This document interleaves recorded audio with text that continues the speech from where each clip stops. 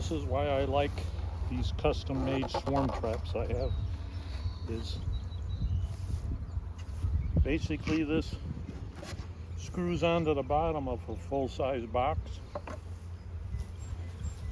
and then when I need to put the swarm onto its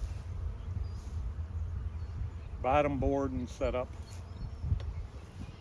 I just move the whole box. The bees aren't disturbed very much. I'm not moving frames. And my swarm trap, I'll screw this onto the bottom of another full-size box, put it right back out, and I'm ready to go again. And they take up very little storage space, and they're easy to make. But that's how quick and easy putting a full-size swarm into its new permanent location is.